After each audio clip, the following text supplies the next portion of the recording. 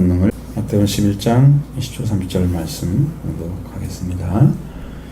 예수께서 권능을 가장 많이 베푸신 고을들이 회개하지 아니하므로 그때 책망하시되 화 있을진저 고라시나 화 있을진저 베세다야 너에게 행한 모든 권능을 두로와 시돈에 행하였더라면 그들이 벌써 내 옷을 입고 제 앉아 회개하였으리라.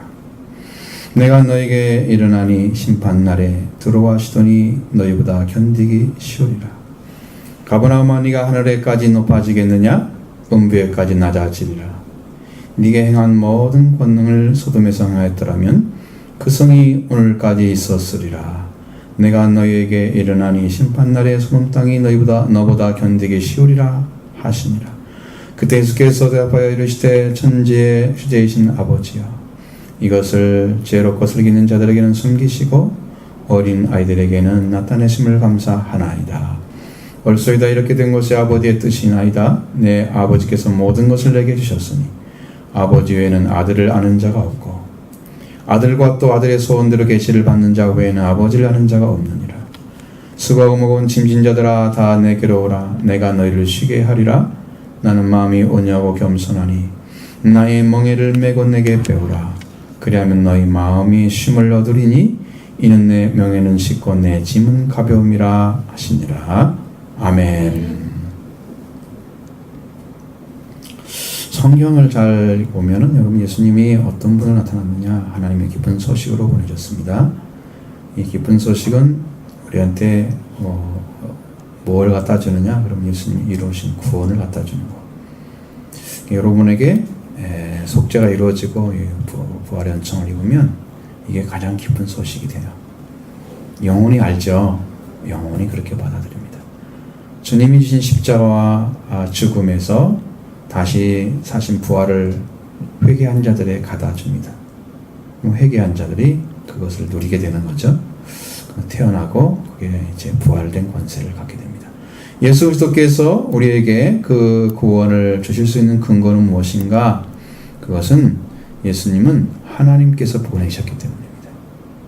가장 중요한 근거는 하나님이 보내셨다는 거예요. 요한복음 1절에 보면 너희가 하나님을 믿으니 또 나를 믿으라 이렇게 말씀하셨어요. 자, 예수님 하나님께서 보내신 기쁜 소식이기 때문에 하나님을 믿었으니까 그 하나님 보낸 자 나를 믿으라 그렇게 말씀하신 거예요. 하나님께로 보내음 받은 분이 예수님이십니다. 그래야 기쁜 소식이에요. 만약에 이게 예수 그리스도 이름 왔는데 가짜다 그러면 기쁜 소식 아니에요. 이단 소식이죠. 멸망의 소식입니다. 요한복음 5장 38절, 35절, 38절에 보면 요한은 켜서 붙이는 등불이라 너희가 한때 그 빛에 즐거이 있기를 원하였거니와 내게는 요한의 증거보다 더 큰 증거가 있으니 아버지께 내게 뭐 이루게 하시는 역사 곧 내가 하는 그 역사가 아버지께 나를 보내신 것을 나를 위하여 증언하는 것이요. 이 말이 좀 복잡하고 어렵죠. 또한 나를 보내신 아버지께서 친히 나를 위하여 증언하셨느니라. 너희는 아무 때도 그 음성을 듣지 못하였고 그 영상을 보지 못하였으되 그 말씀이 너희 속에 거하지 아니하나니 이는 그가 보내신 이를 믿지 아니함이라. 예수님 말씀하십니다. 요한은 켜서 비추는 등불이었다고 합니다. 빛이 아니었다는 거죠. 켜서 등불은 어때요? 그 기름이 닿으면 꺼지는 거잖아요. 사명이 닿으면 끝나는 거예요. 등불은. 그러나 빛이라고 말씀하신 빛은 영구한 빛을 말하는 거예요. 예수님이 요한보다 큰 증거를 가지고 계셨다는 거예요. 아버지께서 이루시게 하시는 그 일, 예수님이 지금 행하고 있는 그 일 자체가 하나님께서 예수님을 증언하는 증거예요. 그러니까 예수님이 하시는 일은 아버지가 원하시는 일만 하고 있는 거예요.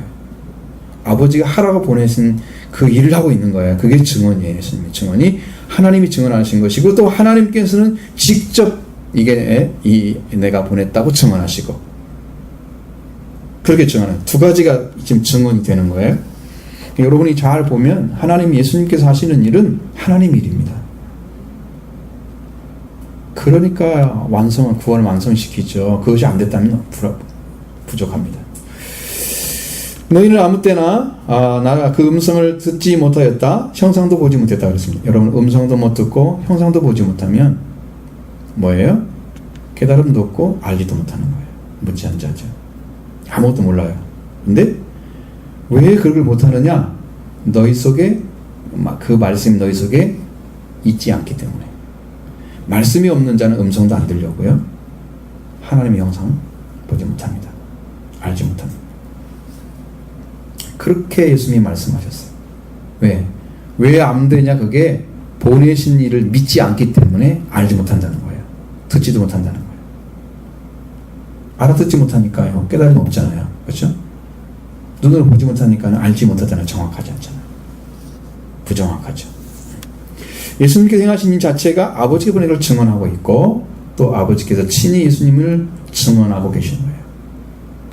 그래서 엑수시아, 곧 하나님의 권능을 가지신 분이 예수님이십니다. 하나님께 온 자만이 엑수시아를 가지고 있어요. 근데 우리는 엑수시아를 하는 방법이 뭐라고 그랬어요? 그것을 가지고 오신 빚이신 예수님을 영접하면 내가 엑수시아를 갖게 되는 거죠. 하나님이 잔다는 권세를 갖는다고 말해요. 사법적 권세를 얻게 되는 거죠. 예수님의 권능이 구체적으로 나타난 것은 성령을 받으신 이후부터였습니다.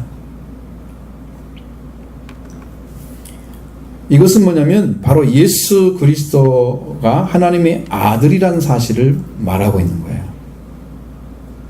이 권능을 주신 예수님이 십자가 부활을 이루셨습니다.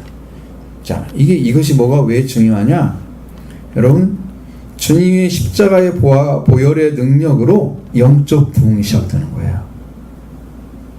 뭘 받을까? 은혜를. 은혜 받는 첩경은 회개를 통해서 예수를 만나죠? 그 다음에 피를 받는 거예요. 여러분 지금 흘러내리는 예수님의 피를 여러분 받게 되면 그때 영적 부흥이 오는 거예요. 그러면서 여러분 회개가 오잖아요. 막 깨달아지고 내 죄가 알아지고 고백하고 그때 부흥이 오는 거예요. 여러분 심령 안에 죄사함 받지 못하는 부흥은 없어요.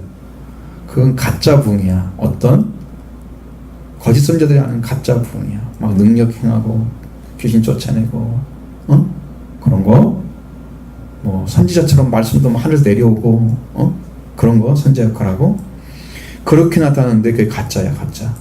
피가 없이 시작되는 건 다 가짜다. 그렇게 보면 돼요. 성경에는 피 없이는 죄사함이 없느니라 그랬어요. 사함이 없는 것을 어떻게 없는 사람이 하나님께 기도해가지고 은혜를 받고 능력을 받아요? 그건 뭐라는 거야? 다른 연결을 받다는 거죠. 하나님께 받은 게 아니야. 그래서 예수님이 나는 너를 모른다 그러신 거예요. 확실히 아셔야 돼요. 예수의 피로 들어가지 않으면 부흥이 없다. 자, 그렇습니다.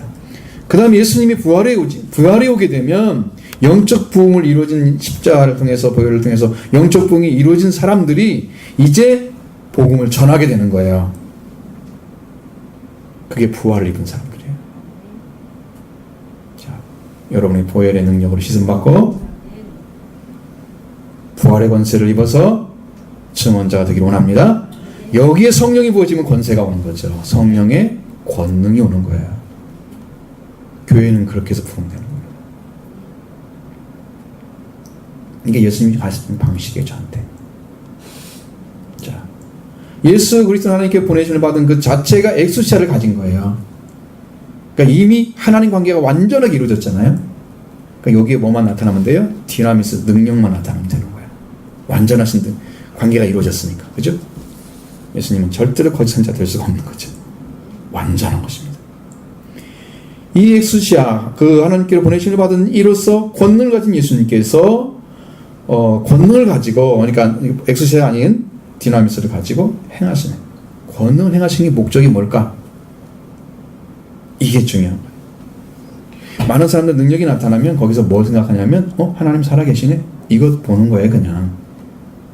그리고 자기한테 안 이루어지면요, 자기는 아무 경험이 없으니까 그때 감동받은 거예요. 순간에 지나가 버려요. 말씀이 들어와야만 여기서 변화가 옵니다.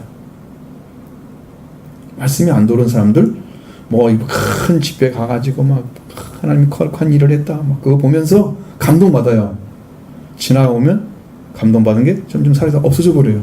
말씀이 들으면 안 없어져요. 여기서 계속 새로워져요. 그건 말씀밖에 없어요. 근데 권능을 행했으면 권능의 목적이 뭘까? 예수님이 분명히 밝혀주셨습니다. 20절 말씀 보겠습니다.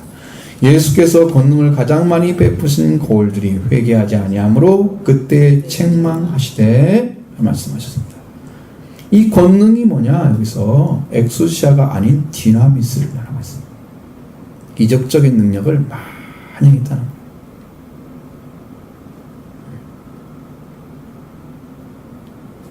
사물을 움직일 수 있는 힘을 가리켜서 디나미스라고 합니다. 뭘 움직이는 능력이 있어요. 권세. 병도, 귀신도 탁 바꿔버리는 능력을 가지고 있어요. 하나님 그러면 능력이 있어야 돼요. 신, 가짜 신은 능력이 없고요. 진짜 신만 능력이 있어요. 하나님이 가지셨고 예수님이 그걸 가지고 오신 거예요. 그 예수님은 언제부터 그것이 나타났느냐? 예수 그리스도는 성령을 요단강에서 성령을 받으심으로 그 이후로 나타났어요. 디나미스는. 그 전에는 엑수시아는 있었지만 안 나타났죠. 왜? 아직 사역이 시작 안 됐기 때문에. 자, 디나미스는 그리스도 계심으로 출발합니다. 그리스도가 계시면 디나미스가 따라오는 거예요. 만약에 여러분 안에 예수님이 계시면 예수님의 디나미스가 여러분 중에 나타납니다. 예수 믿는 자녀에게 나타나는 거예요. 그래서 예수님이 그러잖아요. 너희 자녀들은 누구 이름으로 쫓아내느냐 귀신을? 예수님이 계시니까 예수님의 이름 쫓아내죠. 디나미스 나타나죠. 이게 가능한 거예요. 예수님이 계신 것이 얼마나 큰 권세인가를 아셔야 돼요. 귀신을 제어하는 능력을 갖게 되는, 죄를 이기는 능력을 갖게 되는 거예요. 근데 여기 그리스도 계심으로 디나미스 나타나는데 주로 왕적인 능력을 가리키고 있습니다. 이것은 왕이 행하는 능력을 가리켜서 디나미스로. 그러니까 아무나 막 디나미스 행했다, 뭔 일이 벌어졌다. 자, 하나님께서 보내신 그 아들 안에 나타나는 거죠.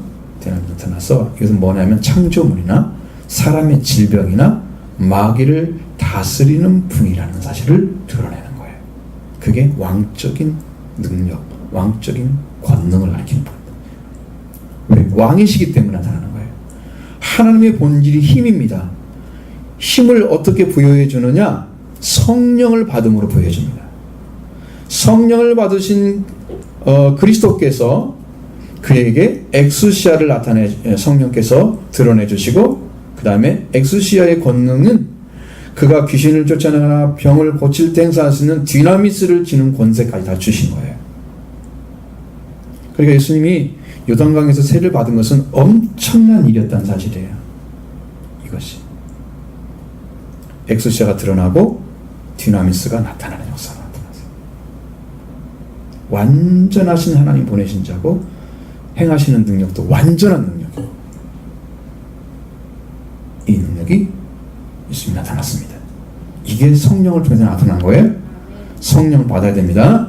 이 엑수의 권능은 그가 귀신을 쫓아나 병을 고칠 때 행사할 수 있는 디나미스를 건 권세를 가져다 줍니다. 그러니까 거짓 선지자는 그게 없었던 것이 뭐가 없어요? 엑수시아가 없었던 거예요. 하나님과 관계 맺은 것이 없었던 거예요. 피로 들어가지 않았어요. 그래서 예수님 모르는 일을 한 거예요. 예수님께서 성령을 받으셨을 때 엑수시아가 그에게 나타나 권능은 귀신을 쫓아내 권능을 병을 고칠 때 디나미스 진영 권세가 나타났어요. 여러분 성경에 보면 이렇게 나오죠. 누가복음 5장 17절에 하루는 가르치실 때에 갈릴리 각 마을과 유대와 예루살렘에서 온 바리새인과 율법 교사들이 앉았는데 병을 고치는 주의 능력이 예수와 함께 하더라. 이런 말씀도 있어요. 자, 병을 고치는 주의 능력, 이 능력이라는 단어를 보니까 디나미스로 되어 있습니다. 디나미스예요. 확실히 하나님께 속한 자이기 때문에 그에게 병을 고치는 디나미스, 예수님과 함께 계셨다. 권능이 왔다는 거죠. 예수님 그걸 가지고 있었어요. 성령을 받음으로 엑수시아를 가진 자에게 디나미스가 나와야 된다는 거죠. 바로 예수님은 이러한 권능을 가지고 사역을 하셨습니다. 이것을 소위 성령 사역이라고 합니다. 성령이 오신 후에 나타나는 거예요. 성령이 오신 후에. 이것 또한 왕적인 능력입니다. 이 왕적인 능력인 디나미스를 가장 많이 베푸신 고울이 회개하지 아니했기 때문에 그에게 뭘 했다? 책망하셨다는 거죠. 자, 그러면 이렇게 왕적인 능력, 권능을 행하신 목적이 뭐냐면은 회개하라고 하는 거예요. 회개가 목적이었어요. 이 고을들은 곧 도시를 가리키는 거예요. 폴리스라는 단어를 씁니다. 여러분 옛날에 폴리스 많이 들어봤죠? 공부할 때 나왔던 단어예요. 아테네, 폴리스. 도시라는 뜻입니다. 그냥 뭐 특별한 얘기가 아니고. 여러 고을들에서 행하신 권능을 통해서 회개를 하기를 바라셨는데 그 결과는 방정반대로 나타났다는 거예요. 여기 중요한 단어가 회개라는 단어입니다. 메타노에오라는 단어입니다. 메타노에오. 이것은 메타는 뭐뭇 후에라는 뜻입니다. 이 말이 왜 중요한가를 여러분 조금 있으면 알게 될 것입니다. 이 말은 반드시 알고 있어야 됩니다. 메타는 후에라는 뜻입니다. 노에오라는 것은 지각하다, 인지하다, 생각하다 입니다. 이 두 개를 합치면 어떻게 알아요? 왜요? 후에 인지하게 알게 된 거예요. 그래서 이것은 나중에 알아차리다는 뜻입니다. 나중에. 회개라는 말은 지금 들을 땐 잘 몰라요. 나중에 가서 보니까 아 이게 그거네. 딱 알아차리면 회개가 이루어지는 거예요. 그럼 어디까지 바꾸느냐? 바꾸는 것은 내용이 많이 포함되어 있어요. 후에 동의하다는 뜻도 있고요. 여러분 마태복음 21장에서 말씀드렸던 두 아들의 비유. 아버지에게서 아들에게 아버지가 포도원에 가서 일하라 그랬죠. 가겠나이다 하고 가지 아니하고. 둘째는 포도원에 가서 일하라 하셨을 때 실소이다 이렇게 말을 하고 후에 뉘우치고 포도원에 들어갔다. 이것이 바로 회개라는 것이에요. 이게 회개라는 거예요. 바로 하는 사람도 있지만 그건 거의 드물고요. 후에 깨닫게 되는 거예요. 그게 메타노예요. 회개라는 말입니다. 여러분들 한 번 듣고 다 알아요? 모르잖아. 나중에 마음이 바뀌지. 이거 아니네? 이것이네? 바뀌죠? 그때 회개가 이루어지는 거예요. 마음속 인지가 너무 확실하게 와버리면 막 뒤집어지는 거지. 조금 깨달으면 그냥 이거 잘못했네 이 정도면 되는 거야. 뉘우친 것밖에 안 되는 거지. 약한 거야. 확실하게 뉘우쳤으면 그 다음에 뭐가 나타나야 돼? 실소이다에서 포도원에 들어가는 것까지 가야 되는 거야. 응? 실소이다는 안 간 거잖아. 아예 반대한 거잖아. 아버지 말을. 그 다음에 가겠나이다? 간 거야. 들어간 거야. 들어갔으니까 뭐가 바꿔졌어요? 그 말이 정반대 의견으로 바꿔졌죠. 아버지 말에 순종했죠. 이게 회개라는 거예요. 정확한 의미. 후에 알아차리다.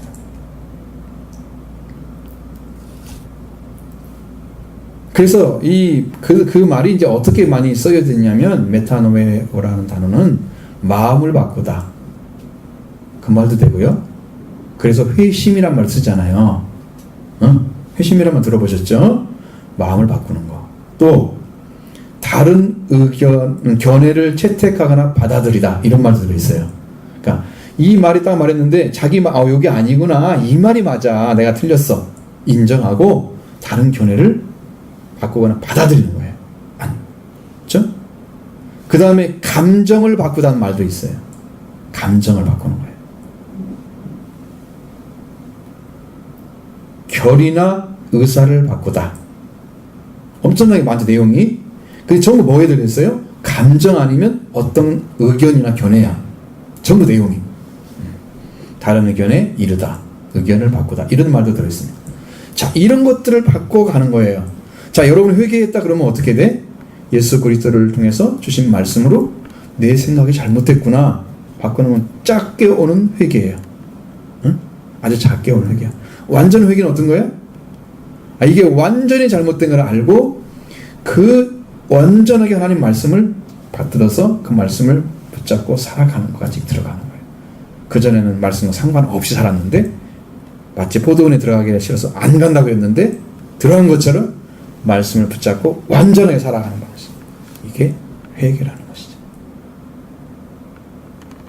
그래서 오늘날 우리들이 잘 사용하는 회개라는 말을 이것입니다. 근데 여기서 예수님이 권능을 많이 베푼 그 교울들이 어떻게 했다고요? 회개하기를 바랐는데 회개하지 않았다는 거죠. 그렇게 많은 권능을 행해서도 회개하지 않은 자들에게 책망을 받았다고 기록해 놓고 있습니다. 예수님은 뒤늦게서 행하는 가장 큰 이유는 그걸 통해서 회개하는 데 이르기를 원했던 것이죠. 뒤늦게라도 깨닫고 돌아오기를 바랐던 거죠. 예수님 행하신 걸 보면서 이게 예수님이 참 하나님 보내신 자야 확실히 알아서 이제 돌아와서 예수님께 와서 회개하고 진정으로 이제 막 믿고 의지하는 믿음을 갖고 고백하고 죄사를 받는 거잖아요. 그것을 원했던 거죠. 돌아오기를. 그러나 많은 사람들은 회개하지 않았습니다. 그것이 바로 예수님의 책망으로 이어졌습니다. 왜 책망하셨는가? 책망이 뭘까? 왜 꾸짖었을까요? 21절 보겠습니다. 화 있을진저 고라시나 화 있을진저 벳세다야 너희에게서 행한 모든 권능을 들어와 시돈에서 행하였더라면 그들이 벌써 베옷을 입고 제 앉아 회개하였으리라. 아멘. 예수님의 그 주심은 화를 선포하시는 거예요. 근데 화 있을진저 이렇게 하는 것은 여기는 화를 선포하는 게 맞아요.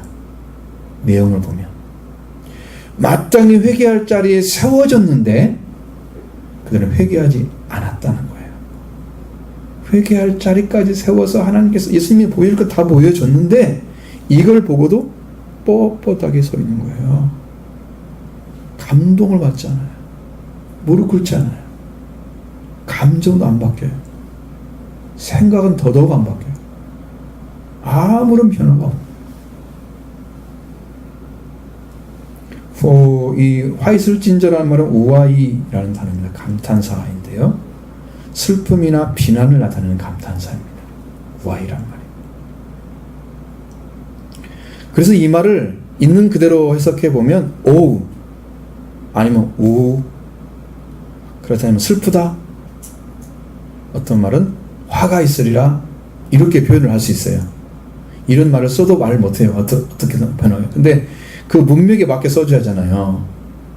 문맥에 전체적인 말씀을 보면 슬픔을 나타내는 것이 아니죠. 성경에는 아주 비난하는 버투로 되어 있잖아요. 그러니까 화가 있으리라 이렇게 말을 하는 거예요. 마침치 잡는 것을 생각하면 안 됩니다. 여기서 주님이 구원의 초청이 있었고 왕적인 능력을 사용해서 회개를 하라고 초청하신 거죠. 그러나 이들은 회개하지 않았으므로 마땅히 회개하지 않은 자들과 같이 죄악의 자리에 서 있음을 나타내고 있습니다. 그래서 화 있을진저 고라시나 화 있을진저 벳세다야 그렇게 말하고 있는 거예요. 마땅히 세워진 자리에 서지 않으면 여러분 그 은혜를 입지 못한다는 걸 보셔야 돼요.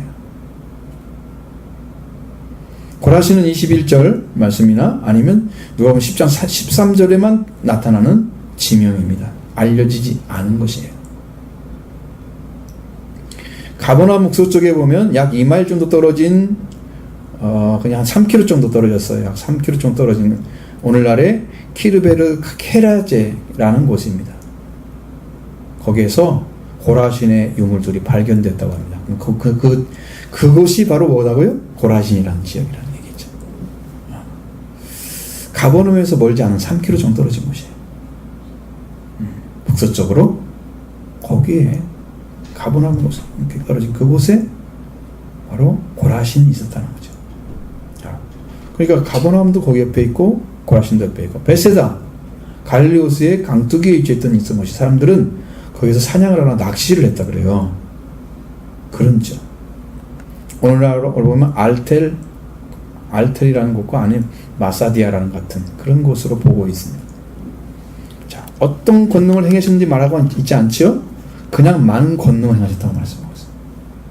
그러니까 어떤 권능을 행했는데 뭘 안 했다 이걸 말하는 게 아니고 예수님이 무수한 권능을 행했는데도 불구하고 회개하지 않았다 이 얘기를 하려고 하는 거예요. 목적을 잘 알아야 돼요. 어떤 권능 행했어요? 저한테 물어봐서 저를 몰라요. 예수님이 안 가르쳐주면 모르는 거죠. 근데 그건 알 수 있는 방법은 있어요. 성경에 가버나움에서 행했던 그런 기적들이 어마어마하거든요. 성경이 어마어마하거든요. 그러니까 그건 알 수 있습니다. 성경이 다 기록되어 있어요. 그래도 회개하지 않는 자리에 그들은 서 있었다. 그것이 고라신 베세다였다. 왕적인 능력을 보고도 회개하지 않는 자들, 살고 있는 그것에 화가 미칠 것이다 말씀하십니다. 그 꾸짖음은 결단과 비판이 아닌 사실적인 판결이 날 것이라고 말씀하고 있습니다. 와 있을진저 베세다야, 와 있을진저 고라시나, 너에게 행한 모든 권능을 들어와 시돈에 생하였더라면 그들이 벌써 베옷을 입고 죄에 앉아 회개하였으리라. 여러분, 그곳에는 은혜를 받지 못한 자들이 있었다는 거죠. 들어와 시돈에는 주님이 가서 이런 권능을 행하지 않으셨어요. 너희들보다 더 회개했을 거라는 거예요. 너희들보다. 이 말씀을 듣고도 전혀 마음도 움직이지 않는, 회개라면 감정의 변화가 온다고 그랬죠? 회심이란 말 쓰니까. 그러니까 감정도 변하고 생각도 안 변하는 아주 무지한 자들, 이런 자입니다. 베옷을 입었다는 것은요, 회개와 뉘우침을 표현하는 방식입니다. 베옷을 입었다. 내가 진짜 죄인입니다. 죄는요, 통회의 표시입니다. 그러니까 베옷을 입고 죄에 앉았다는 것은, 회개했다는 말은 정말로 잘못된 걸 알았어요. 죄인 걸 알았어요. 그래서 그걸 가지고 참회하면서 정말 마음을 돌이켜서 주님께 가는 거예요. 죄에 앉아, 베옷을 입고 죄에 앉아 회개하였어요. 이렇게 되는 거예요. 이 심령이 돌이켜서 주님께 가는 거예요. 권능을 행하시는 주님 앞에 무릎을 꿇고 왕적인 님 앞에 엎드려서 구원을 요청하는 겸손한 자들이 되게 세우신 것입니다. 그런데 불구하고 회개하는 자들의 모습은 참으로 교만하기 짝이 없는 자들이었습니다. 시돈과 드로는 팔레스틴 북부 지방의 지중해 연안에 있는 베니게라고 성경에 써있죠. 그 항구 도시로서 구약의 선지자들은 가끔 바알을 우상 숭배했던 그 도시에 대해서 심판을 예언하는 곳입니다. 이것이 이사야 23장에 나오죠. 내가 이제 두 절만 읽어드릴게요. 이사야 23장 1절 보면, 드로에 관한 경고라. 다시스의 배들아, 너희는 슬피 부르짖을지어다. 드로가 황무하여 집이 없고 들어갈 곳도 없음이요. 또 이 소식이 기띔에서부터 그들에게 전파되었습니다. 여러분, 이게 망한다는 얘기잖아요. 자, 4절의 말씀을 보면, 이사야 3장 4절에 시돈이여, 시돈이라는 얘기합니다. 너는 부끄러워할지어다. 대저 바다 곧 바다의 요새가 말하기를 나는 상고를 겪지 못하였으며 출산하지 못하였으며 청년들을 양육하지 못하였으며 처녀들을 생육하지도 못하였다 하였음이라, 이렇게 말씀하고 있습니다. 여기뿐만 아니라 에스겔서 26장에서 28장이 또 아주 세밀하게 나와 있습니다. 그 경고에 대해서. 요엘서 3장 4절에 나와 있습니다. 아모스 1장 9절 10절에 나와 있습니다. 이렇게 들어와시는 성경에 많은 관심을 가지고 있습니다. 드로라는 곳은 솔로몬 성전을 지을 때 건축자들을 그 드로 왕으로부터 공급을 했었던 곳입니다. 역대하 2장을 보면 그게 나와 있죠. 그만큼 문물이 번성했던 곳이 드로라는 곳입니다. 시돈은 아셀지파 구약의 땅에, 아셀지파 땅에 들어 있어요. 그런데 아셀지파는 한 번도 시돈을 점령해 본 적이 없습니다. 아셀이 능력이 없던 거에 분명한 거예요. 이 도시는 무역과 항해로 대단히 잘 알려져 있는 거예요. 당시에도 이 도시들은 우상 숭배와 더불어 대단한 부와 향락을 누렸던 것으로 성경에 기록되어 있습니다. 놀라울 정도로 막 써 있어요. 성경 보면. 아, 이건 하나님의 축복인가? 이게 이렇게 헷갈릴 정도로 써 있어요. 여러분 잘 읽어보시면. 아니라는 거죠. 회개하지 않은 것이 번성하면요, 망합니다. 어떻게 해요? 교만해서 향락에 빠져서 망합니다. 다 그래요. 회개해서 이게 잘 됐잖아요? 그 다음 후손들이 회개하면 그 회개하는 그 죄악들이 쌓여서 나중에 망합니다. 회개는요, 대대손손이 이루어져야 됩니다. 계속해서. 안 하면 망합니다. 조상들이 세워졌으니까 아브라함의 후손이다? 아브라함처럼 회개해야 됩니다. 그래 아브라함 후손이 연결되는 거예요. 그렇게 안 돌아가면 아브라함 후손이다? 예수님 뭐로? 안 받아들여져요. 아브라함의 후손 몇 사람 안 남아 성경에 기록된 거 보면 똑같이 않았기 때문에, 회개하지 않았기 때문에 동일한 것입니다. 자, 이러한 도시일지라도 권능을 예수님께서 가서 베풀었다면 그들은 베옷을 입고 죄에 앉아 회개했을 것이다 말씀하고 있습니다. 이런 도시라도, 우상 숭배 도시, 크게 문물이 번영했던 도시, 이 고라신이나 호사신과 베세다에 향한 권능들을 두로와 시돈에서 행했더라면 그들은 베옷을 입고 죄에 앉아 회개했을 것이다고 말씀을, 이 왕적인 능력을 보여줬잖아요. 근데 회개하지 않은 것을 예수님께서 그걸 보고 인정하신 거죠. 예수 그리스도를 왜 그렇게 능력을 행하시는 거 보고 왜 회개하지 않을까요?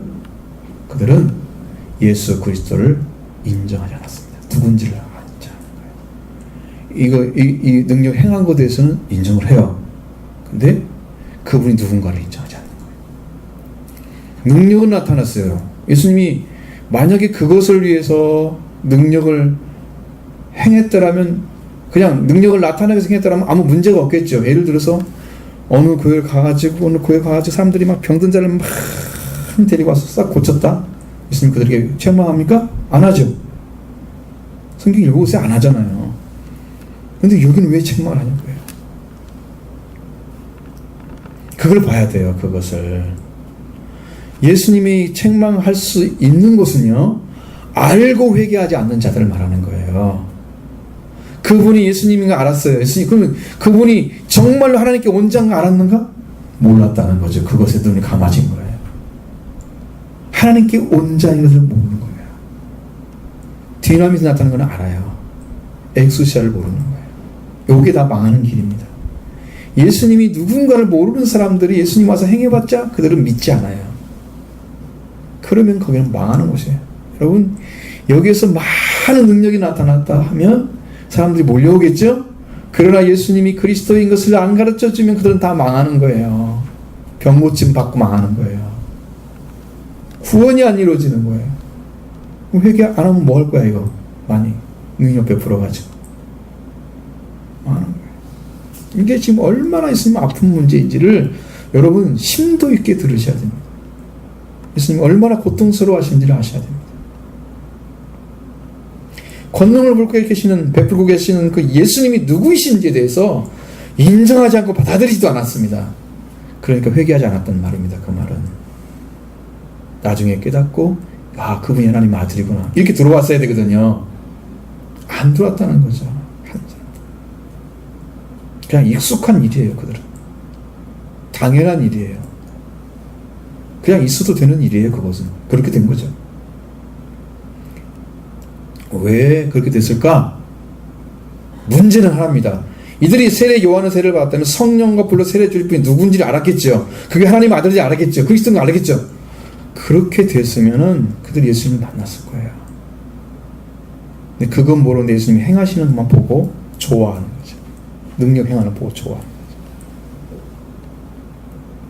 회개의 길을 걷지 못하는 것입니다.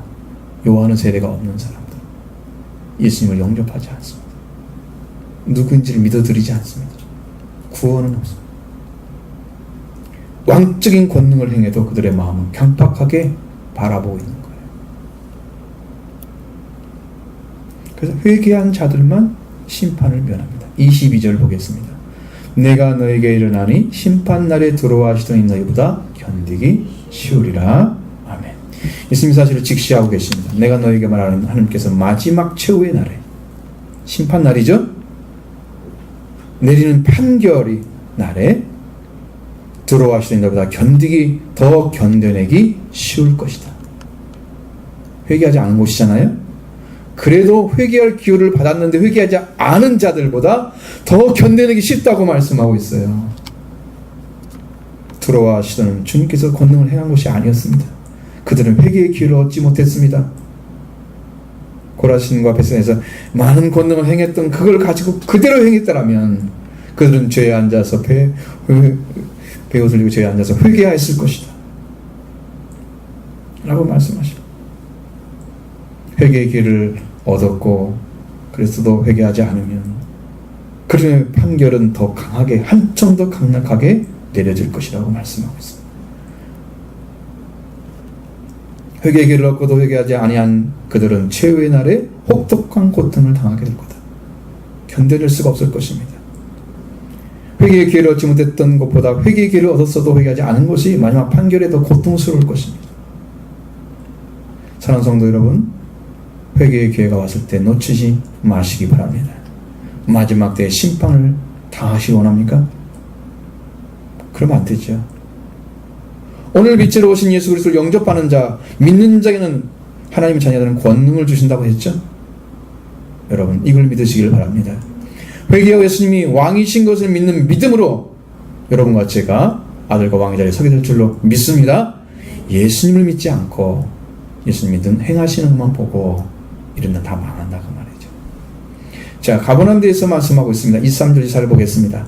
가버나움아, 네가 하늘에까지 높아지겠느냐? 음부에까지 낮아지리라. 네게 행한 모든 권능을 소돔에서 행하였더라면 그 성이 오늘까지 있었으리라. 내가 너에게 일어나니 심판날에 소돔 땅이 너보다 견디기 쉬우리라 하시니라. 아멘. 가버나움에게는 네가 하늘까지 높아지겠느냐? 음부가 낮으리라 이렇게 말씀하셨습니다. 갈릴리의 가버나움은 번창한 도시였습니다. 갈릴리 바다, 저 게네사렛 호수의 북쪽 연안에 위치해 있는 곳입니다. 요단강이 그 호수에 유입되는 곳에 가까이 있습니다. 가버나움. 구약에서는 이 도시가 전혀 언급되지 않고 있습니다. 그 말은 그 전에는 없었다는 거예요. 포로기 이후에 생겨진 도시라고 보면 돼요. 복음서에 가면은 가버나움은 매우 중요한 성읍입니다. 가버나움은 당시에 번창한 도시로서 세관이 있었던 곳입니다. 가버나움은 왕의 신하의 집이 있었던 곳입니다. 가버나움은 유대인을 위해서 회당을 지어준 백부장도 자기 부대와 함께 거기에 있었다고 말하고 있습니다. 베드로와 안드레는 부르심을 받기 전에 가버나움에 살았다. 예수님을 영접했다는 말씀도 기록되어 있습니다. 예수님은 나사렛에서 회적을 당한 후에 가버나움을 갈릴리 전도의 본부로 삼으셨습니다. 그래서 가버나움은 예수님의 둘째 고향이라고 말합니다. 두 번째 고향. 예수님은 그 이 가버나움에서 어부들을 제자로 부르셨다는 거죠. 마태가 사관에 앉았을 때 보고 제자로 부르셨습니다. 예수님께서 이곳에서 있는 회당에서 가르치셨습니다. 이곳에 성전세를 내셨던 곳이 바로 이곳입니다. 성전세 반세계를 냈던 곳이죠. 예수님께서 가버나움에서 많은 이적들을 행했습니다. 여기서 중풍병 걸린 백부장의 하인을 고쳤습니다. 왕의 신하의 아들의 병을 고쳤습니다. 베드로의 장매의 열병을 고쳤습니다. 4살에 메고 온 중풍병자도 고쳤습니다.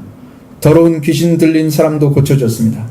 그 밖에 많은 병자들을 고치셨다. 성경에 무수하게 기록되어 있습니다. 그런 것은. 가버나움에 대한 이야기가 너무 많아요. 하나하나 찾으면 여러분 시간이 부족할 거예요. 지금 1시간 해야 될 거예요.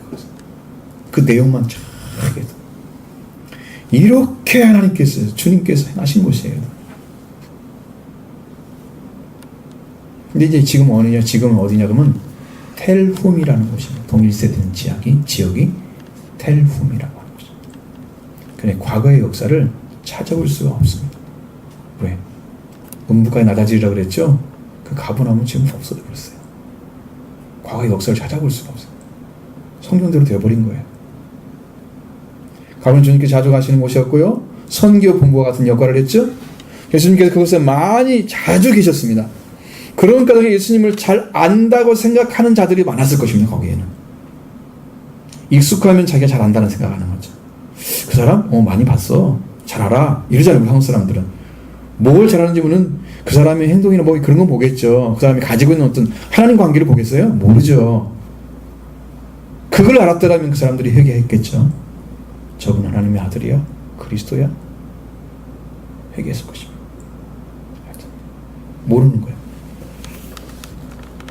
예수님이 행하시는 왕적인 권능을 행하신 이곳에서 회개하고 행하시는데 그들은 하늘까지 높아져 있었습니다. 예수님은 네가 하늘까지 높아지겠느냐? 가부를 향해서 하신 말씀입니다. 기고만장하고 있는 거예요. 마치 자기들이 구원에 이른 자들처럼 행동하고 있는 거예요. 뭐냐면 하늘까지 높아지겠냐라는 원래 말은 은유적인 말입니다. 이것은. 그러니까 뭐 하늘까지 높아졌다 그런 의미가 아니고요. 은유적인 말이에요.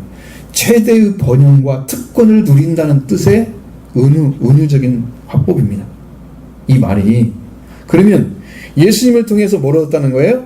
번영이 이루어졌고 예수님께서 최대의 특권을 누리고 있는 곳입니다. 그것이. 네가 이것만 받으려고 하느냐? 라고 묻는 거예요. 어떻게 될 거다? 나중에 음부에까지 떨어질 거다 라는 얘기죠. 가버나움에 여태까지 수많은 주님의 이적과 권능을 목격하고 그 영예를 누려왔던 곳입니다. 그래서 하나님의 나라가 바로 이 성읍을 통해서 역동적으로 확산되고 있는 시점에 그들을 가버나움은 오히려 교만의 머리를 쳐들고 있었던 것이죠. 말씀에 100% 순종하는 자들입니다. 그래서 주님은 이것들 그에게 음부까지 낮아지리라고 말씀하셨습니다. 음부는 하데스라는 단어를 사용합니다. 구약에서는 히브리어로 스올이라고 하는 말을 씁니다. 스올은 처음에는 1차적으로는 무덤이란 말입니다. 스올이 무덤에 내려간다는 뜻입니다. 두 번째로는 보이지 않는 영들의 세계를 스올이라고 합니다.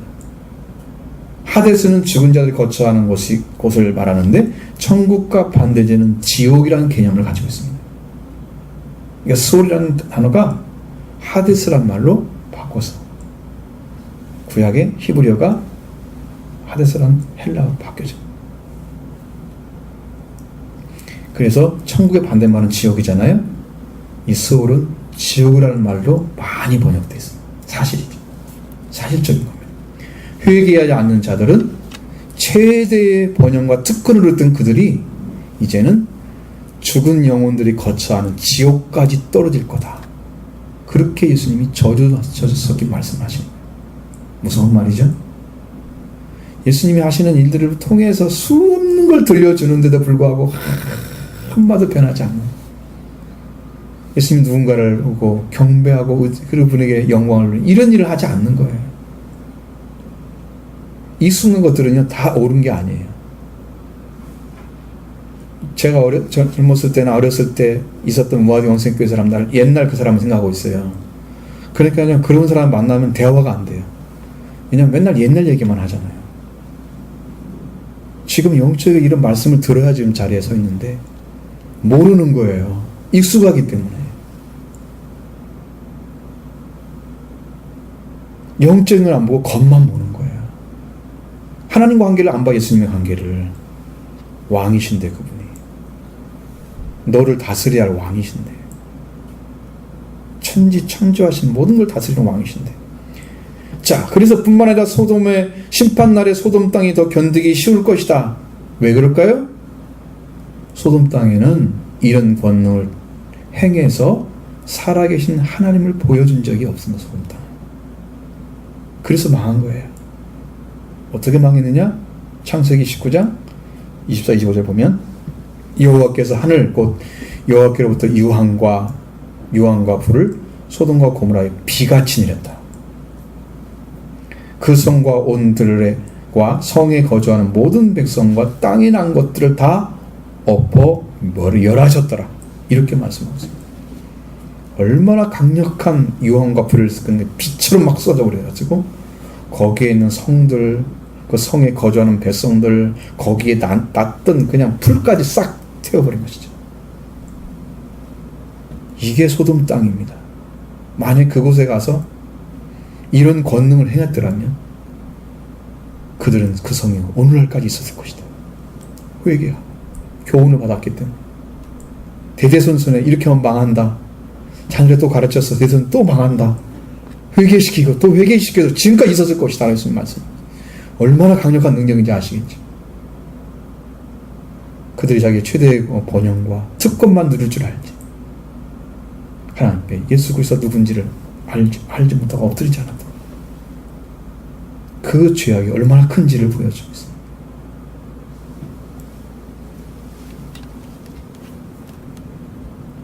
예수님이 권능과 특권은, 최대 권능과 특권은 다 누렸는데 그들은 예수님으로 해서 구원을 얻지 못했다는 거죠. 이것도 예수님이 누군가를 모르기 때문에. 세례 요한을 통해서는 어떻게 알았어요? 나보다 더 큰 능력을 가신 자가 온다고 그랬죠. 죄를 사하는 권세를 가진 예수님이 오셔서 죄를 사해 주시고 그 다음에 성령 주시고 선물 주실 분이잖아요. 그분을 소개받아서 알았더라면 이들이 예수님 앞에 무릎을 꿇었겠죠? 세례 요한은 세례 복음을 안 받은 자들은요, 계속해서 이런 자리에 서서 예수님을 이렇게 대적하는 것처럼 서 있어요. 회개하지 않은 사람들이 말씀에 대적하는 것과 똑같아요. 그러니까 말씀이 안 들어가는 거예요. 그럼 어떻게 해야 돼요? 말씀을 듣기를 구해야 되겠죠. 주일에 오기 전에 그걸 준비하고 와야 되는 거예요. 나도 오늘 회개해야지. 말씀 제대로 들어봐야지. 나도 마음 돌이켜야지. 나도 깨닫고 지금 정말 제대로 한번 해봐야지. 회심을 하거나 고쳐진 삶을 살고 뭔가 해야지 나도. 그렇게 중심을 가지고 오시면 말씀이 들어가야 하십니다. 은혜 받게 되어 있어요.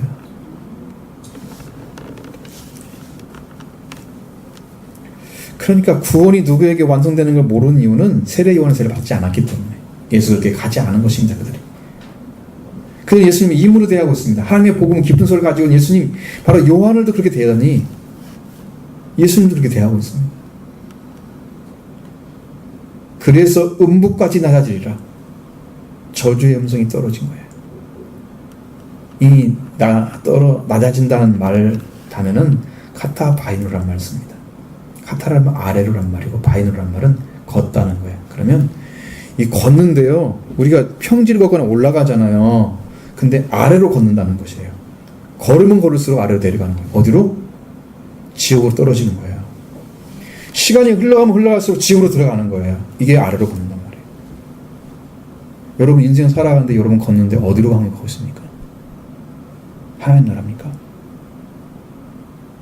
어디를 향해 가고 있습니까? 여러분? 회개한 자만이 천국을 향해 가고 있습니다. 위로 올라갑니다. 회개하는 사람은 낮아집니다. 음부를 향해서, 지옥을 향해서 가고 있는 거예요. 나이가 먹으면 먹을수록 거기에 더 가까워져 있어요. 하나님을 만나고 예수 그리스도 누군지 아는 사람은 걸으면 걸을수록 천국에 가까워져 있어요. 이렇게 달라지는데 인생이, 회개하지 않고 뭘 어떻게 하려고요? 아무것도 안 되겠죠? 분명히 깨닫게 되기를 바랍니다. 이거 아니면 안 된다는 걸 하셔야 돼요. 지옥까지 내려갈 것입니다. 그걸 걸어서. 그게 낮아진다는 뜻입니다. 마지막 최종 판결하는 날에 소돔 땅이 너보다 가버나움보다 견디기 쉬울 것이다. 최종에는 불로 심판하리라 말씀하시는 소돔과 고모라 땅에 뭘로 되었어요? 불과 유황으로 내렸죠? 그것처럼 마지막 때도 소돔과 고모라 땅처럼 되지 않을까 싶어요. 노세 때와 아들 것이다. 인자가 올 때는 예수님 말씀하셨습니다. 그건 소돔과 고모라죠. 노아 때가 들어서 노아는 물로 심판했죠. 그러나 마지막 때는 불로 심판한다고 말씀하셨어요. 그러니까 소돔과 고모라보다 더 견디기 쉬운 땅이 된다는 거야. 왜? 권능을 행하지 않았기 때문에 한 땅은 더, 권능을 행했는데도 불구하고 회개하지 않은 가버나움은 더.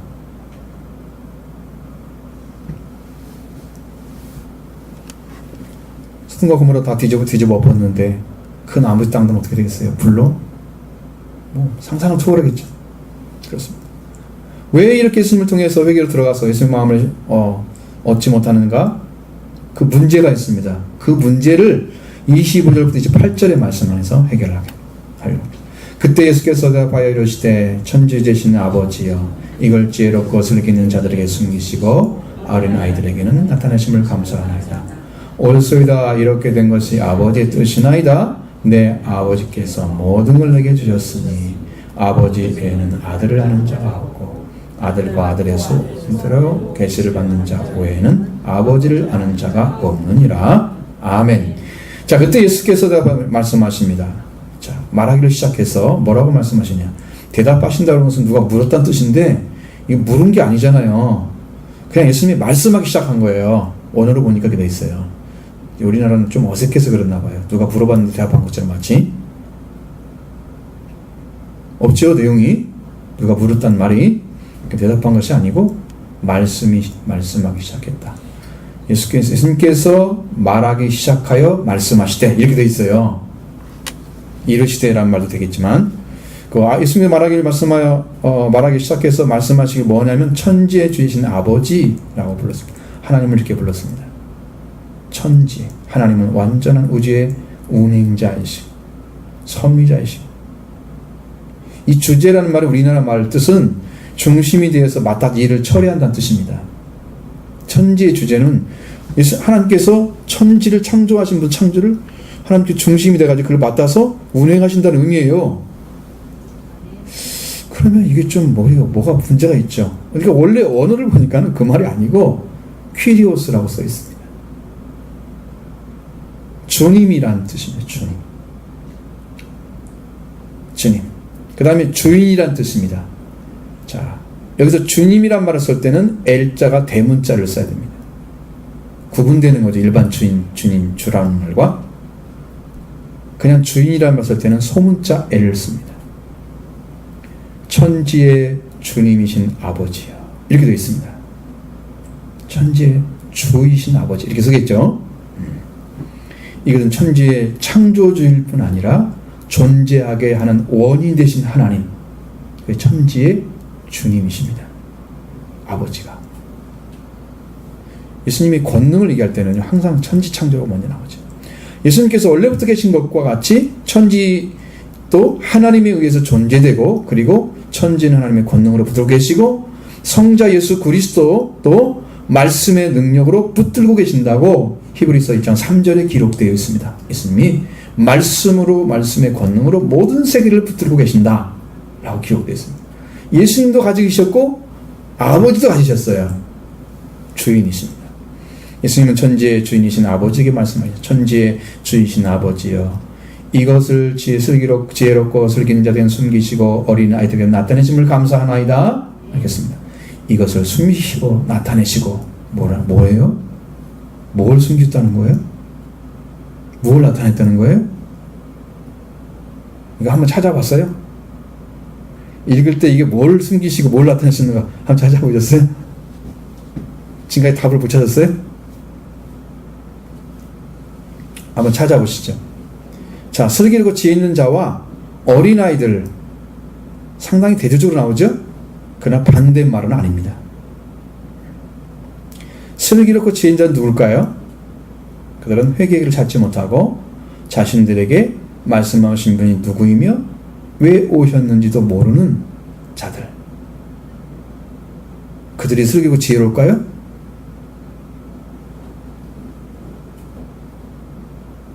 슬기고 지혜롭대요. 응? 아, 멍청한 자들이지 무슨 그걸 어떻게 슬기고 지혜로운 자들이에요. 25절에 이것을 슬기롭고 지혜롭고 슬기로운 자들에게는 감추시고 어린아이에게 나타내시면 감사하나이다. 어린아이에게 나타냈대요. 이 어린아이들은 그 지혜 있다고 하지 않고 스스로 찾아가지도 않고 가르쳐주는 걸 믿잖아요. 받아들이는 자들이잖아요.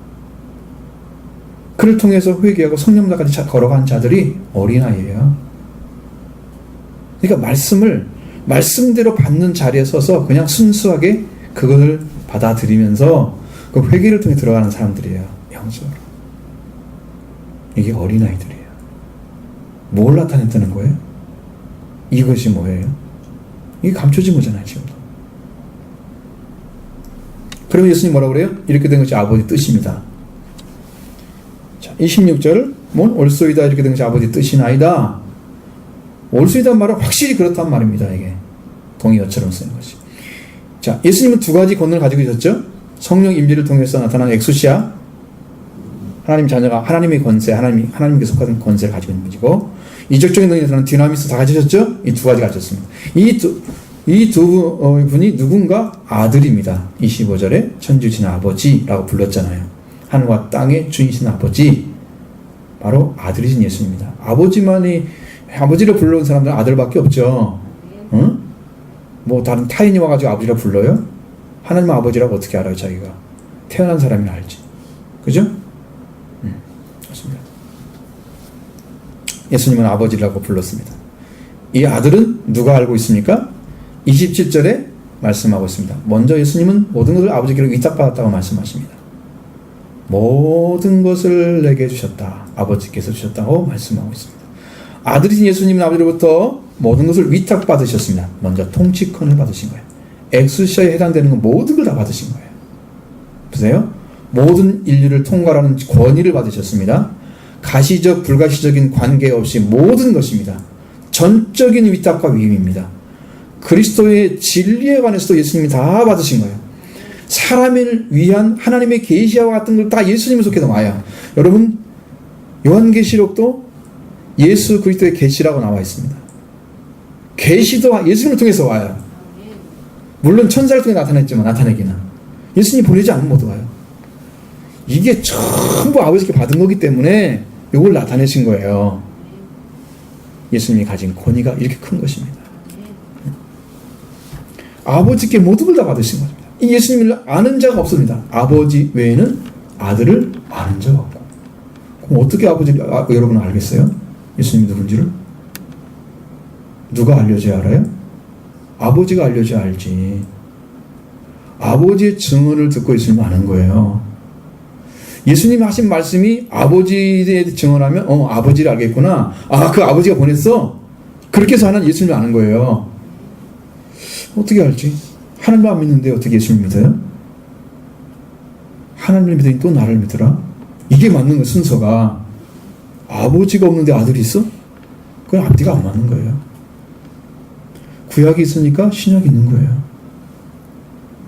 하나님이 계시니까 아들도 있는 거예요. 이게 맞아요. 그래서 아버지 외에는 아들을 아는 자가 없어요. 아들의 소원대로 계시를 받는 자에는 아버지를 아는 자도 없어요. 아들의 의지대로, 아들이 좀 보여주고 싶은 대로 아버지를 드러내요. 계시를 받는 거죠. 계시를 받는 자만이 아버지를 알게 하시고 아들을 아는 자도 없다. 아버지를 아는 자도 없다. 하나님이 아버지의 아들을 보여줘야 알고요. 아버지는 예수 그리스도 통해서 아들의 의지대로 아버지를 드러내면 그 사람들이 알게 되는 거예요. 그러니까 하나님 알기가 보통 어려운 게 아니죠. 예수님을 통해서 알아야 하기 때문입니다. 성경 다 읽어갖고 예수님 알았어요. 그건 부족해요. 그것은요, 믿음이 아니에요. 지식에 불과한 것입니다. 자, 이 말씀이 25절, 이것을 지혜롭고 슬기 있는 자에게 숨기시고 어린 아이들에게는 나타내심을 감사하나이다 하는 것이 여기에 해당된 거예요. 지금 누구를 모르기 때문에 회개 안 한 거였어요? 예수님이 하나님의 아들인 걸 모르기 때문에 회개 안 했죠? 몰랐죠, 그들이. 그래서 이것이 감춰진 거예요. 지혜롭고 슬기로운 자들은 모르는 거예요. 왜? 자기들은 이미 다 예수님을 알고 있다 생각하는 거죠. 하나님께로부터 온 게 없잖아요. 계시로. 모를 수밖에 없는 거죠. 다 감춰진 거예요. 어린아이들은요, 가르쳐준 대로 받아들여요. 믿어요. 그래서 아는 거예요. 여러분은 어떻게 알겠습니까? 여러분 받아들인 대로, 말씀 주신 대로 믿고, 그것이 여러분이 하나님께 열어준 계시면 여러분 알 수 있죠? 하나님께 열어준 계신 줄 믿습니다. 자, 이거 보세요. 잘 보십시오. 예수님께서 너희를 아느냐 누구나 아느냐 질문에 대답하는 것을 보십시오. 당신은 그리스도시고 살아계신 하나님의 아들입니다. 이것을 들으신 예수님이 뭐라고 했습니까? 바요나 시모나, 요나의 아들 시모나, 이런 뜻이죠. 네가 복이 있다. 이를 알게 하는 혈육이 아니고 하늘에 계신데 아버지시니라. 아들을 알려주신 분이 아버지래요. 이 말씀대로 됐잖아요. 그러니까 아버지를 어떻게 알고 아들을 어떻게 알아요? 알려줘야지. 증언해줘요. 응? 마태복음 16장 17절에 이를 알게 한 이는 에서 알게 한 이에 해당되는 단어가요, 아토칼락토라는 단어입니다. 이건 뭐란 말이냐면 폭로하다는 거예요. 이렇게 숨겨져 있는 것을 갖다가 막 확 드러내버리는 거예요. 덮개를 벗기다. 자, 빛이 딱 감춰져 있는데 이걸 탁 벗기면 빛이 착 드러나는 거예요. 응? 자, 어떤 상자가 있는데 그 안에 뭐 보물이 들어있든 어쩌나 모르잖아. 덮여 있으면 이걸 탁 덮개를 벗기는 거야. 그럼 알잖아. 그것이 계시라고 하는 거예요.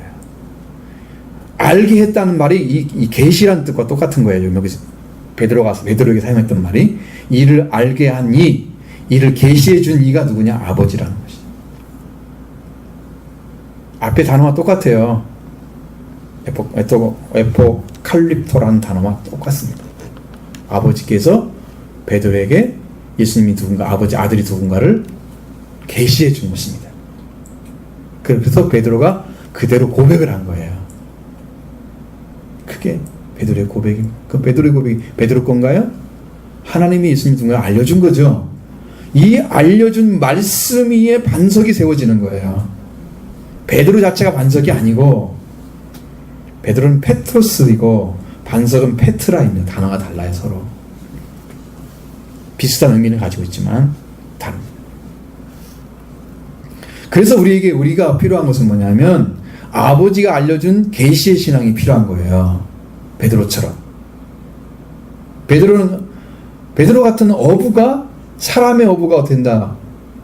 왜 어떻게 될 수 있을까? 계시로 알게 된 그리스도, 하나님의 아들 예수님께서 알게 되었기 때문에 그는 어부가 될 수 있던, 사람의 어부가 될 수 있던 거예요.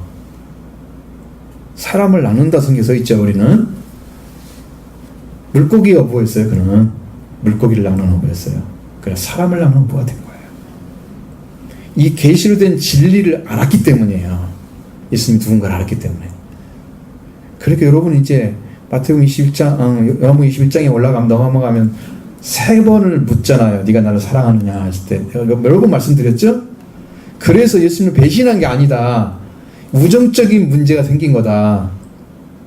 분명히 말씀드렸죠. 이건 아가파오가 아니야. 사랑을 무조건 사랑하는 거 사랑하느냐 이거 아니고 우정적인 필레오가 문제가 있었다는 거지. 이해가 되시죠 이제? 이 말씀 때문에 그런 거예요. 아버지가 가르쳐준 진리가 베드로 안에 들어와 있었던 거야. 근데 그걸 들어와 있다고 해서 베드로가 변한 게 아니잖아요. 그러니까 예수님이 난 죽어야 된다고 하니까 못 듣죠. 막 역사를 잡고 막 싸우잖아요. 사탄이 되고 그러잖아. 사탄은 역할을 하는 거지. 사탄은 아니지. 역할을 한 거잖아. 내 뒤로 보라. 넌 나를 따라오라. 내 뒤로 올라와라. 너는 나만 따르는 자가 돼야 돼. 네가 앞서면 안 돼. 앞서면 사탄이 되는 거예요. 베드로와 예수님이 목을 잡으면 사탄이 되는 거예요. 예수님이 뒤로 가면 제자가 되는 거예요.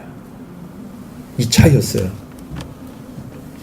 그러니까 여러분 계시로 알게 된 것 외에는 하나님을 제대로 알 리도 없고 아들을 알 수도 없습니다. 그렇게 하셔야 돼요. 그러니까 이 아들과 아버지를 증언하신 분이 성령이십니다. 성령을 받으면 누구를 알 수 있어요? 아버지도 알 수 있고 아들도 알 수 있습니다. 이렇게 큰 특권을 안 받으시려면 당연히 받아야 되겠죠. 이게 딱 와야 여러분 변화없는 믿음을 가집니다. 반석과 같은 믿음. 이게 딱 떨어져야 돼요. 심령 안에. 네. 딱 떨어져야 됩니다.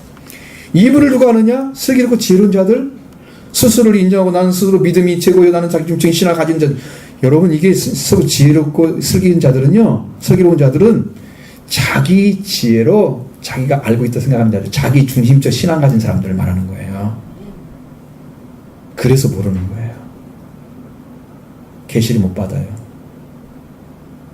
자기 중심적 신앙 가진 사람은 계시를 못 받아요. 그러니까 자기 깨달음은 있어요. 자기 세계는 있어요. 하나님의 세계는 무한대인데 그 사람의 세계는 조그만해요. 자기가 지은 집이 따로 있어요. 저도 옛날에 그렇게 해서 신앙생활 사람들. 저도 그런 적 있어요. 그걸 딱 돌렸습니다. 제가 여러분에게 간증한 게 있잖아요. 내가 예수님을 어떻게 바라봤다? 내가 여기서 기도하고 내려가잖아. 여기 딱 보면요. 예수님을 내가 옆으로 보고 있어요. 저기 예수님이 계시더라고요. 그를 몇 번 경험을 했어요. 왜 그러지? 이상하네. 여기가 아니고 저 삼천동이었어. 이상하네. 그럼 나중에 알았어요. 내가 예수님을 옆으로 보고 있다는 거죠. 그래서 회개하고 정면으로 보기 시작했어요. 그때부터 말씀 있는 거예요. 정면으로 보실 때. 옆으로 보는 사람들은요, 내 세계가 따로 있어요. 내 신앙이 따로 있어요. 이건 자기가 슬기롭고 지혜로운 자들이에요. 그 사람들이에요. 어린아이들은요, 전혀 안 그래요. 그냥 주면 받아요. 이건 나타내신 거예요. 가르쳐준 대로 믿습니다. 자기를 주장하지 않습니다. 나는 모른다고 말합니다. 어린아이들은요. 가르쳐준 대로 믿습니다. 그래서 이 사람들은 하나님에 대해서 알기를 원하지 않습니다. 스스로 알려고 하지 않아요. 여러분 호기심 많잖아요. 그러니까 알고 싶죠? 호기심으로 안 것은요, 알고 나면요, 그냥 떠납니다. 그런데 진짜 만나기를 원하는 사람들은 호기심이 아니에요. 영적 목마름이에요. 그러니까 물을 계속 마셔야 되겠죠. 예수님 주는 물은 목마름이 없는 물입니다. 이 물을 계속 공급되기 때문에 목마르지 않은 거예요. 이 물을 먹기를 원해야죠. 이게 어린아이들이 가질 수 있는 거예요. 아들에 대해서도 그렇게 밝히 말씀해요. 그리고 밝히 나타내신 말씀을 그대로 믿기를 원합니다. 따라서 어린아이들은 자기를 벗어난 신앙 상태를 가지고 있습니다. 지혜롭고 슬기로운 자들은요, 자기를 벗어나지 못한 자기 중심적 신앙을 가지고 있습니다. 이렇게 세계가 좁은 거예요. 이들에게는, 이 어린아이 같은 신앙에게는 나타내십니다. 베드로의 순수한 신앙은 예수 그리스도를 알고자 함이 있었습니다. 다른 게 아니었어요. 그래서 동시에 베드로는 예수님을 향한 스승으로서 자기와 같은 사람처럼 보는 시각이 더 강했습니다. 그래서 자기를 주장하다가 사탄의 들로 불어올라가라, 그런 말씀 들은 거예요. 마태복음 16장에 분명히 나타나 있죠. 자, 그러면 마태복음 16장에 분명히 아버지께서 베드로에게 예수님에 대해서 알게 하셨습니다. 그래서 예수님이 누군가를 말하고 고백했던 것입니다. 요한은 세례를 받으면 어떻게 예수님을 알게 되겠습니까? 죄사함을 줄 수 있는 능력을 가진 예수님을 알게 됩니다. 예수님마다 전화를 받는 은혜를 받게 됩니다. 그렇게 회개로 들어가면 모두가 죄사함을 받습니다. 하나님의 왕국이 가까이 있는 걸 알게 됩니다. 천국에 들어가는 길을 얻습니다. 아버지와 아들이 아는 것을 알지 못하고 있는 자들은 어떤 자리에 서 있습니까? 이런 사람들이요, 수고하고 무거운 짐을 지고 있는 자들이에요. 얼마나 답답하겠어요. 어떤 짐입니까? 신앙생활을 하면서 지는 짐들이야. 보시죠. 28절입니다. 수고하고 무거운 짐진 자들아 다 내게로 오라. 내가 너희를 쉬게 하리라. 아멘. 이 수고하고란 단어가 이런 말입니다. 스스로 많은 일을 계속해서 지친 상태. 자, 무거운 짐을이라는 말은 타인에 의해서 무거운 짐을 진 채 계속해서 지쳐있는 상태. 이게 무거운 짐이에요. 수고하고는 자기 자신을 위해서 수고하는 거예요. 스스로 많은 일을 해서 지쳐있는 거고요. 무거운 짐 진 자들은 타인에 의해서, 자기가 진 게 아니고 타인에 의해서 무거운 짐을 계속 지어서 진 상태로 있기 때문에 그것을 벗지 못하고 어떻게 됐어요? 지쳐있는 거야. 녹초가 된 상태. 녹초가 되어 있어요. 수고하고 해석한 것은요, 법률상의 짐에서 지친 상태를 말합니다. 무거운 짐진 자는 타인에 의해서 무거운 짐을 진 상태로 계속 있는 자들입니다. 이것은 유대교의 율법 학자들이 지우는 짐입니다. 자, 이제 짐을 나눕니다. 수고하고의 짐은 죄짐입니다. 무거운 짐은 종교적인 짐입니다.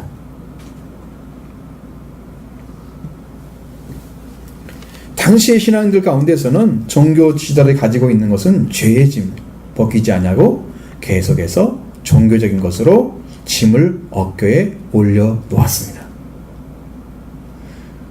자기를 위해서 일하기도 힘든데 거기다가 무거운 짐까지 올려놔가지고 너무나 힘드니까 녹초가 되어 있는 거예요. 이게 일어서 걸어갈 힘 자체가 없는 거죠. 이런 사람들을 가리키는 거예요. 자, 이 두 가지 짐을 지고 가느라고 걸어갈 힘조차 없는 자들은 더 이상 종교적인 방식으로 살아갈 것이 아니고 이제 예수 그리스도로부터 오는 안식을 얻어서 살아가라 말씀하십니다. 이들을 향해서 다 내게로 오라. 예수님이 부르십니다. 죄의 짐과 종교적인 짐을 다 풀어주겠다고 말씀하십니다. 예수님이 초청입니다. 그 짐을 좀 내려놓으면 예수님께서 쉬게 하시겠다고 약속하십니다. 이게 놀라운 은혜입니다. 첫 번째는 원죄에서 쉬게 하는 거죠. 로마 3장 25절 23절로 25절. 모든 사람이 죄를 범하였으면 명화에 이르지 못하더니 그리스도 예수 안에 있는 성령으로 말미암아 하나님 은혜로 값없이 의롭다 하심을 얻은 자가 되었느니라. 이 말씀이에요. 로마서 3장 23절 25절. 이 말씀이 바로 이 죄에 대한 쉼을 줍니다. 그리스도의 쉼은 죄에서 벗어나서 하나님 영광 살지 못한 자를 영광 가운데 들어가서 살게 하시는 거예요. 그리스도 예수 안에는 속량으로 하나님의 은혜로 값없이 하나님의 무죄 판결을 받아내게 하셨습니다. 그 다시는 죄인이 아닌 거죠. 무거운 죄에 벗어났죠. 예수님의 피로 됐습니다. 예수 안에 있는 피, 속량, 이것으로 여러분 죄짐이 무너진 거예요. 이제는 원죄에서 묻지 않습니다. 예수님 피를 한 자는. 죄의 악만 남아있는 거죠. 그거 다 가지고 와라. 내가 네 죄짐 쉬게 해줄게. 네가 죄 지고 가지마. 네가 스스로를 위해서 열심히 노력해도 지쳐서 쓰러질 뿐이지 해결하지 못하고 있잖아요. 그 죄짐을 지고 가느라고 얼마나 수고가 많으시오. 이제는 짐 맡기시기 바랍니다. 예수님이 초청하셨습니다. 다 내게로 오라고 말씀하셨습니다. 내가 너희를 쉬게 해주겠다. 짐 좀 내려놓고 좀 쉬어. 예수님이 주신 짐은요 무겁지 않아요. 내 짐은 가볍다고 말씀하셨습니다. 예수님이 힘들게 하지 않아요. 여러분들. 짐을 내려놓게 하겠다 했으니 죄 짐은 다 예수님께 지셨기 때문에 여러분도 사랑하는 여러분 성도 여러분도 다 맡기시기 바랍니다. 그리스도 예수 안에 있는 속량으로 인해서 하나님의 은혜로 값없다 그릇을 얻은 자가 되게 하셨으니 여러분도 이제서 해방받는 자가 되기를 바랍니다. 그래서 예수님께서 그러신 피 그 보혈로 이루어졌습니다. 해방받으신 것입니다. 이 사실을 믿으십니까? 이 사실을 믿으면 여러분 영혼과 영혼이 다 해방된 줄로 믿습니다. 예. 두 번째는 타인의 죄에서 무거운 짐을 지는 여를 쉬게 하는 거예요. 이건 종교적인 짐입니다. 이 말씀을 제가 이거 하려니까 시간이 너무 많이 걸렸죠. 베드로전서 1장 18절 19절 이것은 해야 넘어갈 것 같아요. 응? 잘하면 1시간 20분 될 거예요. 오늘은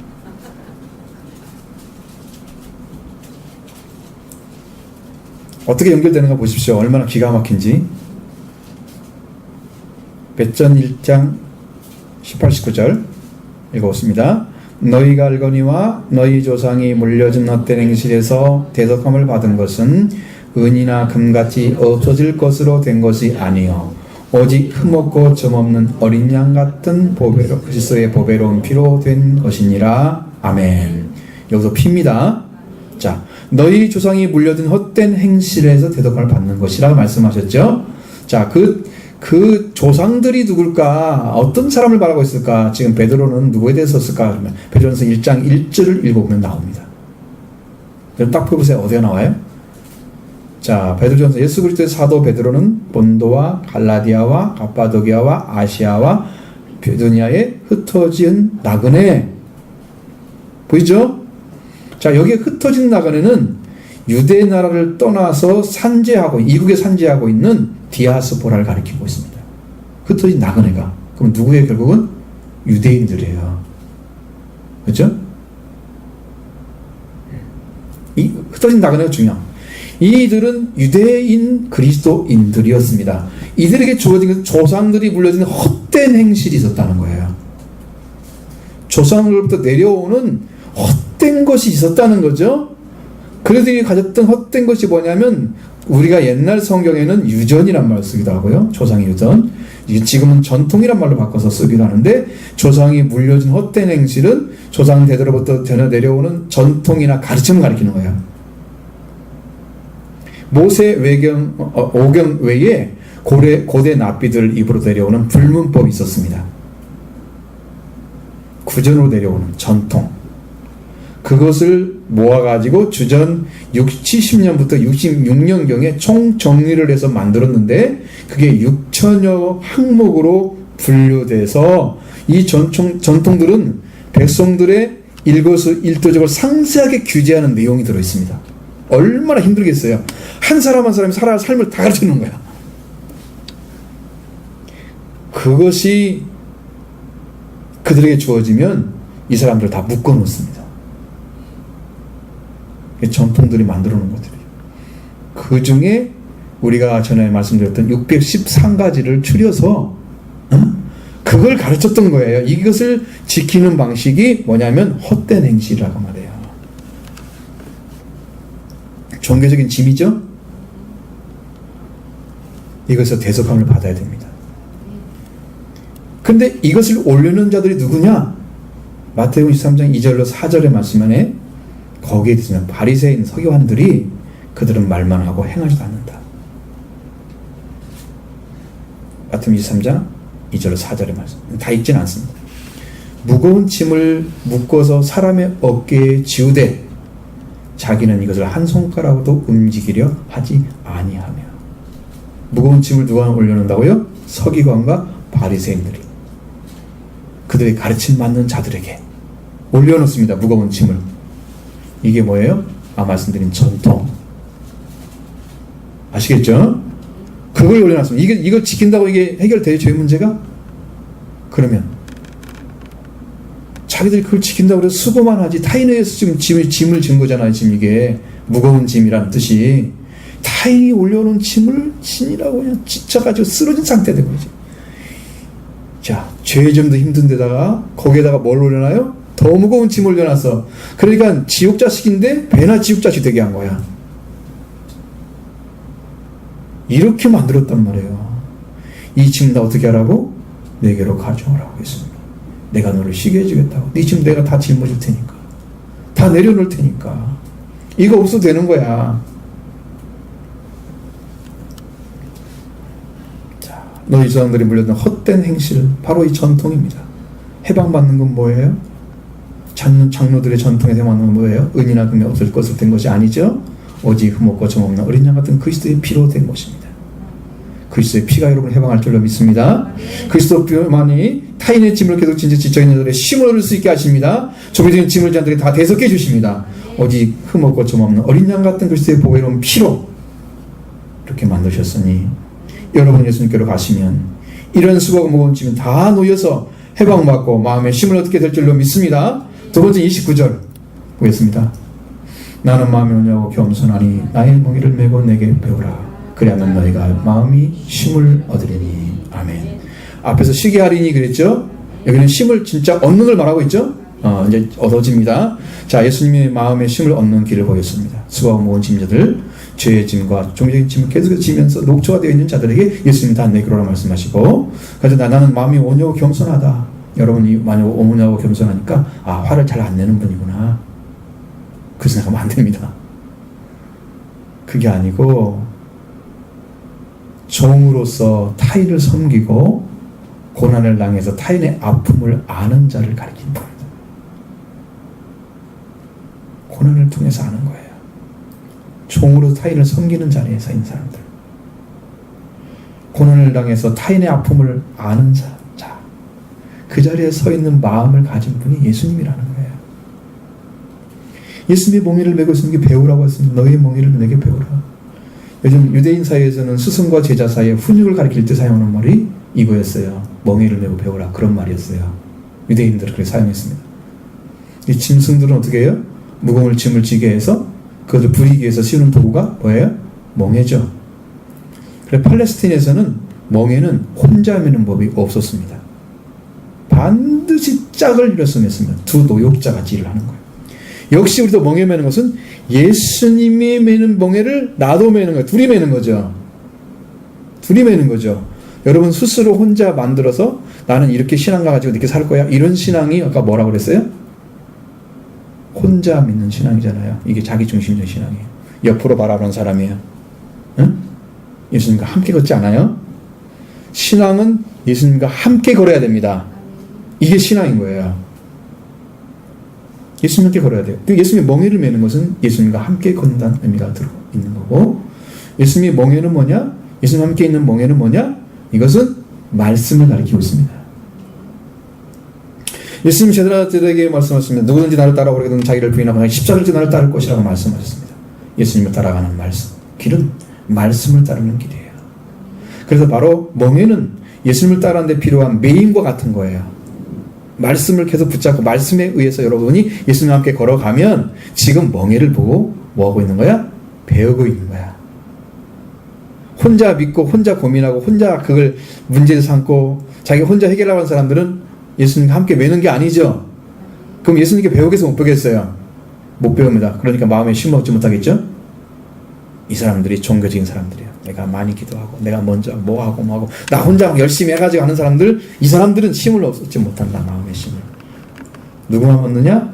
예수님과 함께 멍에를 매는 사람, 말씀을 가지고 예수님과 함께 걸어가는 사람만 예수님께 배우고 마음의 쉼을 얻게 하십니다.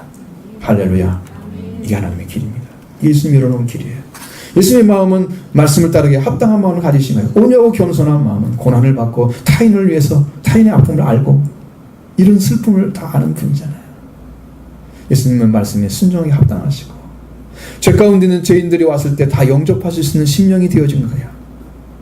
이 마음이 온유하고 겸손한 예수님을 만나야 거기에 예수님의 마음에 부딪혔을 때 여러분이 녹아집니다. 주님은 우리를 영접하고 계시는구나. 나 같은 죄인도 영접하는구나. 나같이 부족한 사람도 주님은 나를 붙드시고 계시는구나. 그걸 알 때 여러분도 예수님을 배우게 되죠. 그걸 알면서 예수님이 쉼을 얻게 되죠. 마음이. 예수님의 은혜가 바로 거기서 오는 겁니다. 예수님을 함께 만드시는 거죠. 그리고 예수님을 알게 되고 그러면서 우리가 뭐가 되냐? 말씀에 적합한 심령이 되는 거죠. 말씀에 순종하게 따르기에 적합한 심령이 만들어져서 예수님과 함께 걷는 길이 이제 안착이 되는 거야. 딱 되어지면 마음에 쉼이 딱 오는 거야. 이 길까지 걸어가는 것이 여러분 예수님 주신 은혜에 들어가는 것입니다. 이거예요. 바로 받아들이시고 마침내 그런 삶을 살게 하십니다. 마음의 쉼을 얻게 하는 것. 예수님이 개인의 짐, 예수님이 자기 개인의 짐, 죄의 짐이죠. 종교적인 타인의 지간 짐, 이런 지친 자들을 다 내려놓고 예수님을 따라가서 예수님 온유한 겸손한 심령으로 예수님과 함께 말씀을 따라가기만 하면 여러분 그런 합당한 자가 되면 여러분 마음에 쉼을 얻게 될 줄로 믿습니다. 그다음 마지막 30절 보겠습니다.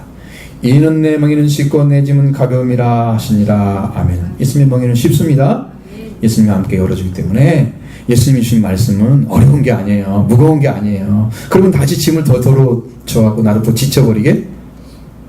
응? 예수님 짐이 무거우면 또 다시 이제 멍에 물고 또 지치라고? 그럼 어떻게 마음이 힘을 얻어? 앞뒤가 안 맞는 말을 하고 있는 거잖아, 그건. 아니에요. 예수님의 멍에는 예수님과 함께 매잖아요? 여러분, 힘이 안 들어요. 우리가 계명 지키잖아요. 계명 무거운 것이 아니죠. 하나님을 사랑하는 방식이 뭐라고요? 계명을 지키는 거다. 근데 이 계명 무거운 게 아니라고 말씀하죠. 요한일서 5장 3절에 말씀하고 있습니다. 그러면 예수님 말씀을 주어서 힘들어? 아니야. 하나도 안 무거워요. 사랑하는 거요. 너무 재밌어. 즐거워서 해요. 행복해서 해요. 감사해서 해요. 절대로 무리해서 하는 거 아니에요. 힘들어하는 거 아니에요. 사랑으로 회복되기 때문에 이 계명은 재밌습니다. 감사합니다. 기쁩니다. 내가 평화를 갖다 줍니다. 수고하고 무거운 짐 주님이 져주셨고 우리는 주님의 멍에를 메고 주님과 함께 맵니다.